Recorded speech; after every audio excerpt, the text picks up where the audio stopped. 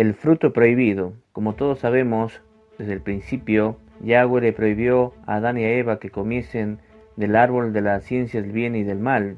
Sin embargo, Eva desobedeció y le dio de comer a su marido Adán. Esta desobediencia causó que los expulsara del huerto y que toda la humanidad cayera.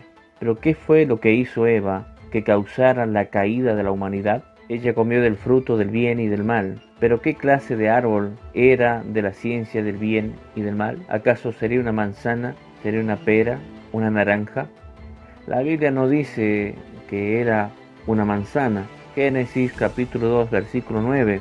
Y Yahweh hizo nacer de la tierra todo árbol delicioso a la vista y bueno para comer, también el árbol de la vida en medio del huerto, y el árbol de la ciencia del bien y del mal. Yahweh hizo diferentes árboles para que ellos comieran. Génesis capítulo 2 versículo 16.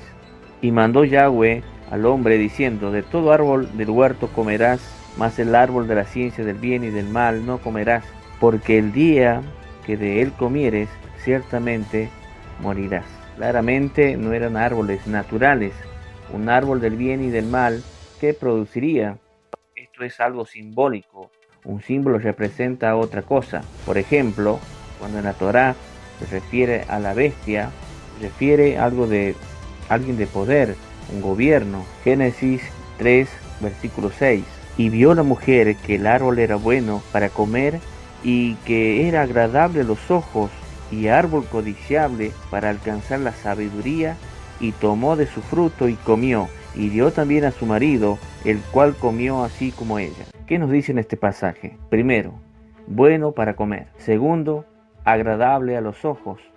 Tercero, árbol codiciable para alcanzar la ciencia y la sabiduría. Estas son características del árbol del bien y del mal. Estas mismas características las usa el apóstol Juan en 1 de Juan capítulo 2 versículo 16. Porque todo lo que hay en el mundo, los deseos de la carne, los deseos de los ojos y la vanagloria de la vida, no proviene del Padre, sino del mundo. Aunque las palabras que usa el apóstol Juan sean diferentes, tienen las mismas características. Eva dice, bueno para comer.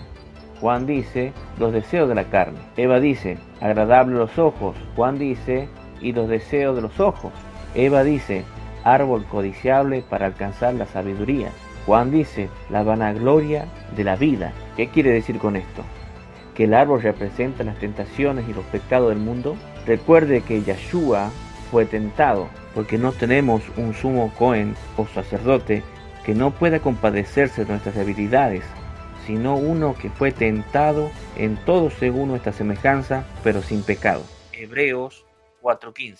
Primero, Yahshua fue tentado en los deseos de la carne, a que convierta la piedra en pan para comer. Lucas capítulo 4 versículo 3. Segundo, fue tentado a los deseos de los ojos, materializando las riquezas de todo el mundo. Lo podemos ver en Lucas 4 versículo 6. Tercero, fue tentado con la vanagloria de la vida ante la gente de Jerusalén, para que todos vieran quién era él. Lucas 4 versículo 9. Las mismas tentaciones que tuvo Eva son las mismas tres que Satanás ofrece. Podemos decir que el árbol de la vida, del bien y del mal era un símbolo del pecado. ¿Qué simboliza el fruto del árbol? Representa las tentaciones del mundo y del pecado. ¿Y qué produce esto? ¿Cuál es el fruto? Primero, deseo de la carne. Segundo, deseo de los ojos. Tercero, la vanagloria. La respuesta está aquí en el libro de Gálatas 5:19. Y manifiestas son las obras de la carne, que son adulterio, fornicación, inmundicia, lascivia, idolatría, hechicerías, enemistades, pleitos, celos, iras, contiendas, disensiones, herejías, envidias, homicidios, borracheras, orgías y cosas semejantes a estas. Estos son los frutos de la carne. Entonces debe ser uno de estos frutos que Eva comió. Pero ¿cuál de todos fue el pecado de Eva? El apóstol Pablo nos aclara cuál fue el pecado de Eva en el libro de Corintios, segunda de Corintios capítulo 11 versículo 2. Porque os celo con celo de Elohim, pues os es desposado con un solo esposo, para presentaros como una virgen pura ante el Mesías. Pero temo que como la serpiente con su astucia engañó a Eva, vuestros sentidos sean de alguna manera extraviados de la sincera fidelidad al Mesías. Shaul está diciendo que no quiere que el pueblo de Yahweh pierda su virginidad, así como Eva fue engañada. Fue infiel a Adán, como Eva la perdió con otro, cuando fue engañada. Aquí estamos por revelar un gran misterio bíblico, donde puede caber una posibilidad que Eva no tuvo intimidad sexual con Adán en primer orden, sino más bien con otro.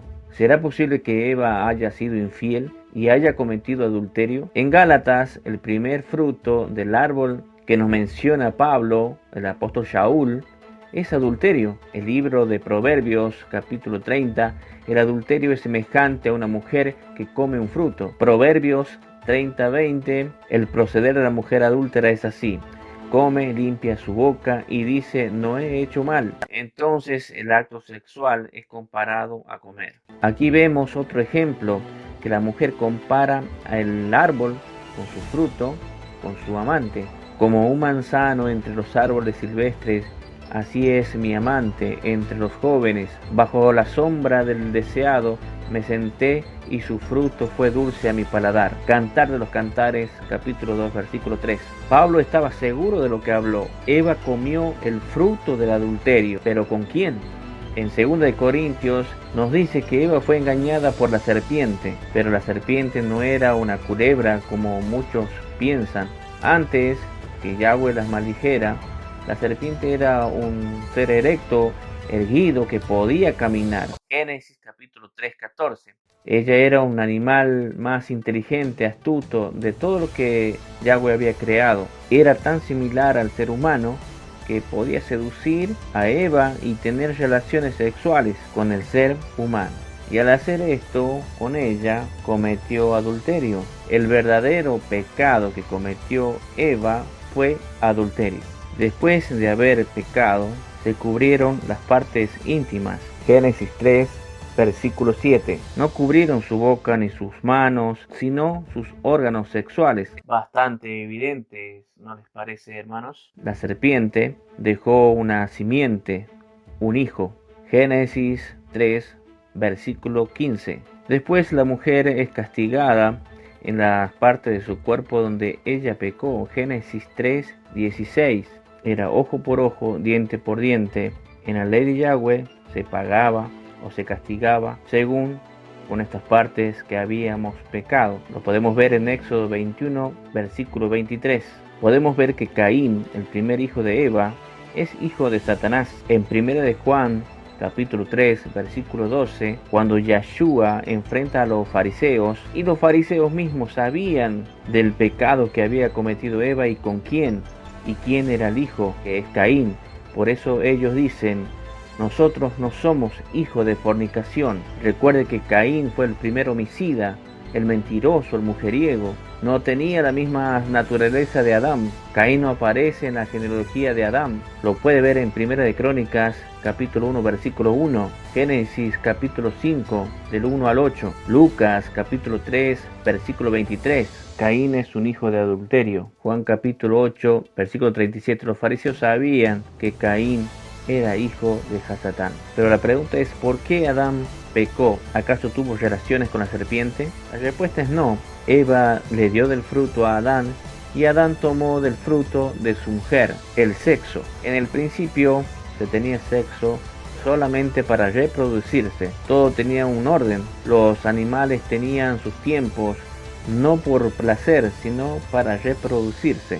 Todos fuimos concebidos de pecado. ¿Y por qué? Porque esa no era la forma original de Yahweh para traer vida. Si entendemos esto, podemos entender por qué Yahshua tuvo que nacer de una virgen. Pero ¿por qué Adán participó voluntariamente de esto? Si entendemos que Adán fue así como el primer Yahshua, por decirlo así, Yahshua se hizo pecador por nosotros y tomó nuestro lugar para que nosotros podamos vivir. Entonces, algo así también hizo Adán al participar del pecado por su propia voluntad para redimir de esta forma a su esposa, así como nos redimió Yahshua en el madero. Yahshua cargó con todos los pecados de este mundo para que hoy tengamos vida y vida en abundancia. Shalom Ubrajot, paz y bendiciones para todos.